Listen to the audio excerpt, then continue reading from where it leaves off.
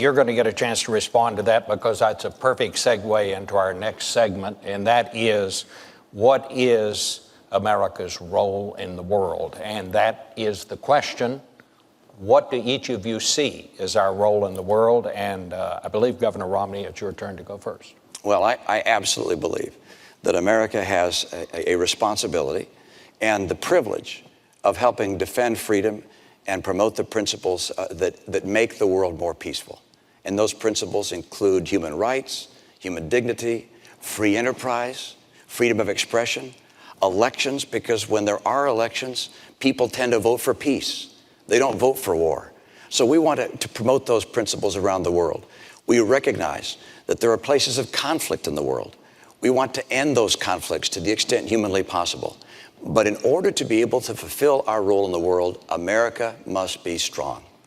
America must lead. And for that to happen, we have to strengthen our economy here at home. You can't have 23 million people struggling to get a job.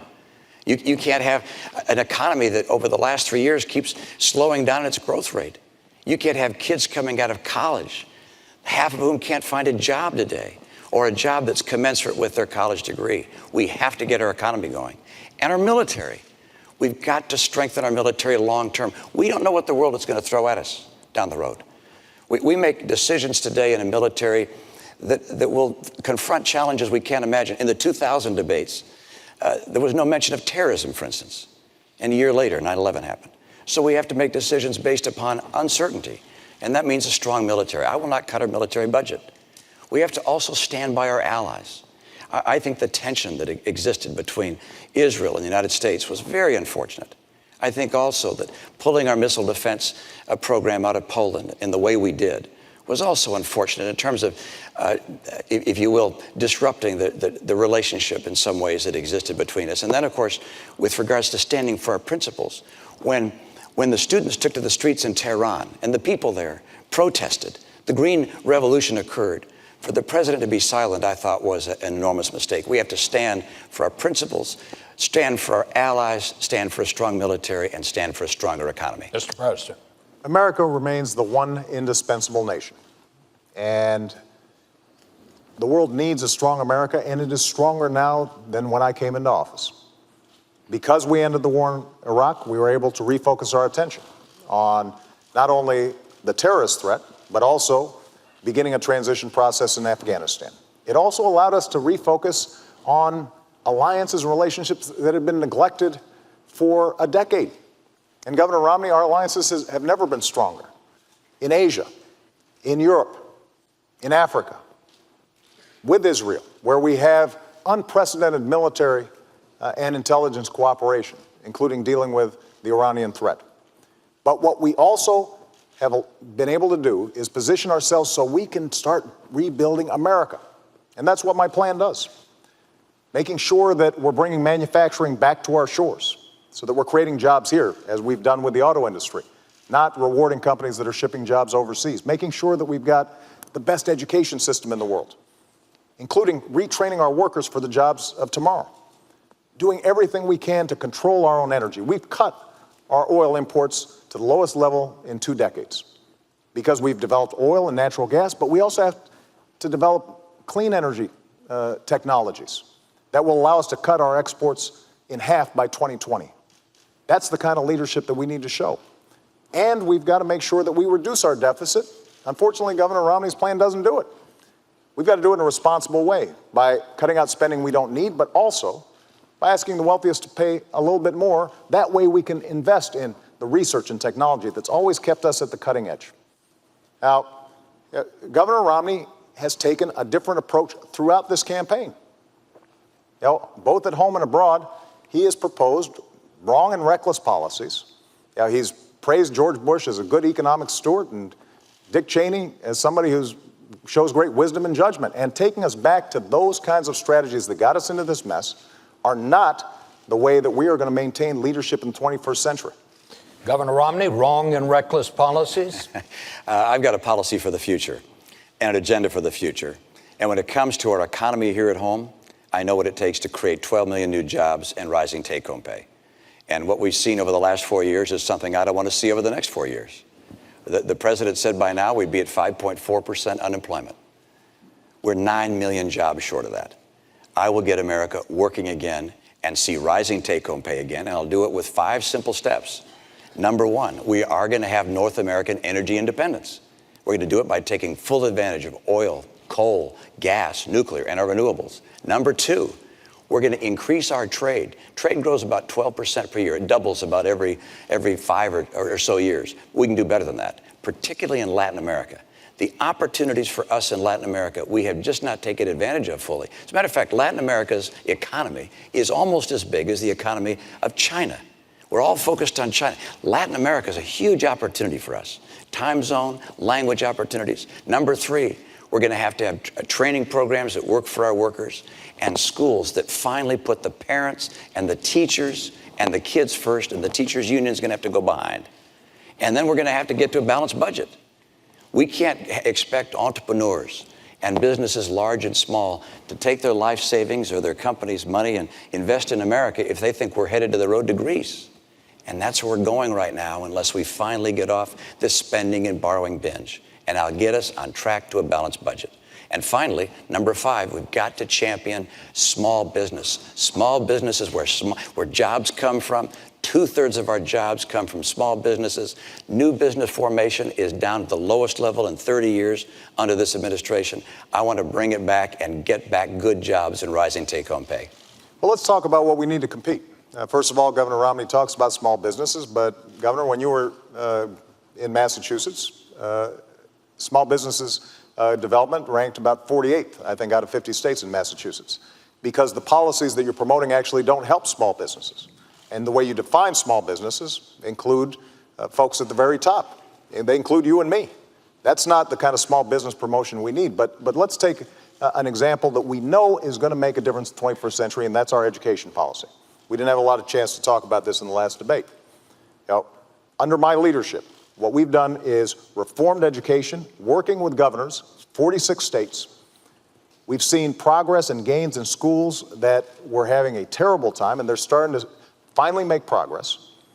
And what I now want to do is to hire more teachers, especially in math and science, because we know that we've fallen behind when it comes to math and science. And those teachers can make a difference. Now, Governor Romney, when you were asked by teachers whether or not this would help the economy grow, you said this isn't going to help the economy grow. When you were asked about reduced class sizes, you said class sizes don't make a difference. But I tell you, if you talk to teachers, they will tell you it does make a difference. And if we've got math teachers who are able to provide the kind of support that they need for our kids, that's what's going to determine whether or not the new businesses are created here, companies are going to locate here, depending on whether we've got the most highly skilled workforce, and the kinds of budget proposals that you've put forward. When we don't ask either you or me to pay a dime more in terms of reducing the deficit, but instead we slash support for education, that's undermining our long-term competitiveness. That is not good for America's position in the world, and the world notices. Let me get back to foreign policy. Can I just get back? Well, I need to speak a moment, if you let me, Bob, just about education, because I'm so proud of the state that I had the chance to be governor of. We have every 2 years tests that look at how well our kids are doing. 4th graders and 8th graders are tested in English and math. While I was governor, I was proud that our 4th graders came out number 1 of all 50 states in English, and then also in math. And our 8th graders, number 1 in English, and also in math. First time one state had been number 1 in all 4 measures. How do we do that? Well, Republicans and Democrats came together on a bipartisan basis to put in place education principles that focused on having great teachers in the classroom. 10 years earlier. And that was what allowed us to become the number 1 state in the nation. But that was 10 years before you took office. Absolutely. And then you cut education spending when you came into office. And we kept our schools number 1 in the nation. They're still number 1 today. All right. And the principles that we put in place, we also gave kids not just a graduation exam that determined whether they were up to the skills needed to be able to compete, but also if they graduated the top quarter of their class, they got a 4-year tuition-free ride at any Massachusetts public institution of higher learning. That happened before you came into office. That was actually mine, Mr. President. You got that fact wrong. I want to try to shift it because we have heard some of this in the other debates. Governor, you say you want a bigger military. You want a bigger Navy. You don't want to cut defense spending. What I want to ask you, we're talking about financial problems in this country. Where are you going to get the money? Well, let's come back and talk about the military, but all the way through. First of all, I'm going through from the very beginning. We're going to cut about 5% of the discretionary budget, excluding military. That's number one. But can you do this without driving the good news is I'll be debt? happy to have you take a look. Come on our website. You'll look at how we get to a balanced budget within 8 to 10 years. We do it by reducing spending in a whole series of programs. By the way, number one I get rid of is Obamacare. There are a number of things that sound good, but frankly, we just can't afford them. And that one doesn't sound good, and it's not affordable. So I get rid of that one from day one.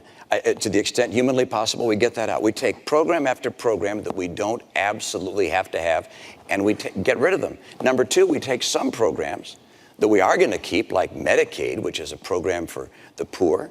We take that health care program for the poor, and we give it to the states to run because states run these programs more efficiently. As a governor, I thought, please, give me this program. Can he do that? I can run this more Mr. efficiently President? than the federal government, and states, by the way, are proving it. States like Arizona, Rhode Island have taken these Medicaid dollars, have shown they can run these programs more cost effectively. Bob, and so I want to do those two things. It gets us to a balanced budget with 8 to 10 years. Bob, but the military, let's get back to the military, though. Well, that's what I'm trying to find out. Let's talk about the military. You should have answered the first question. Look, Governor Romney's called for $5 trillion of tax cuts that he says he's going to pay for by closing deductions. Now, the math doesn't work, but he continues to claim that he's going to do it. He then wants to spend another $2 trillion on military spending that our military's not asking for. Now, keep in mind that our military spending has gone up every single year that I've been in office. We spend more on our military than the next 10 countries combined. China, Russia, France, the United Kingdom, you name it. Next 10. And what I did was work with our Joint Chiefs of Staff to think about what are we going to need in the future to make sure that we are safe. And that's the budget that we've put forward. But what you can't do is spend $2 trillion in additional military spending that the military is not asking for, $5 trillion on tax cuts. You say that you're going to pay for it by closing loopholes and deductions without naming what those loopholes and deductions are. And then somehow you're also going to deal with the deficit that we've already got. The math simply doesn't work. But when it comes to our military, what we have to think about is not, just budgets. We've got to think about capabilities. We need to be thinking about cybersecurity. We need to be thinking about space. That's exactly what our budget does, but it's driven by strategy. It's not driven by politics. It's not driven by members of Congress and what they would like to see. It's driven by what are we going to need to keep the American people safe. That's exactly what our budget does. And it also then allows us to reduce our deficit, which is a significant national security concern, because we've got to make sure that our economy is strong at home so that we can project military power overseas. Bob, I'm pleased that I balance budgets. I was in the world of business for 25 years. If you didn't balance your budget, you went out of business. I went to the Olympics that was out of balance, and we got it on balance and made a success there. I had the chance to be governor of state. 4 years in a row, Democrats and Republicans came together to balance the budget. We cut taxes 19 times, balanced our budget. The president hasn't balanced a budget yet. I expect to have the opportunity to do so myself. All right. I'm going to be able to balance the budget. Let's talk about military spending. And that's this. About 30 seconds. Our Navy is our Navy is smaller now than any time since 1917. The Navy said they needed 313 ships to carry out their mission. We're now down to 285. We're headed down to the low 200s if we go through with sequestration. That's unacceptable to me. I want to make sure that we have the ships that are required by our Navy. Our Air Force is older and smaller than any time since it was founded in 1947. We've changed for the first time since FDR. Since FDR, we've always had the strategy of saying we could fight in 2 conflicts at once. Now we're changing to 1 conflict. Look, this, in my view, is the highest responsibility of the President of the United States, which is to maintain the safety of the American people. And I will not cut our military budget by $1 trillion, which is the combination of the budget cuts that the President has, as well as the sequestration cuts. That, in my view, is making our future less certain and less secure. Bob, I just need to comment on this First of all, the sequester is not something that I proposed. It's something that Congress has proposed. It will not happen. The budget that we're talking about is not reducing our military spending. It's maintaining it. But I think Governor Romney maybe hasn't spent enough time looking at how our military works. You mentioned the Navy, for example, and that we have fewer ships than we did in 1916. Well, Governor, we also have fewer horses and bayonets because the nature of our military has changed. We have these things called aircraft carriers where planes land on them. We have these ships that go underwater, nuclear submarines. And so the question is not a game of battleship where we're counting ships. It's what are our capabilities? And so when I sit down with the Secretary of the Navy and the Joint Chiefs of Staff, we determine how are we going to be best able to meet all of our defense needs in a way that also keeps faith with our troops, that also makes sure that our veterans have the kind of support that they need when they come home. And that is not reflected in the kind of budget that you're putting forward because it just doesn't work. All right. And we visited the website quite a bit, and it still doesn't work. A lot to cover. I'd like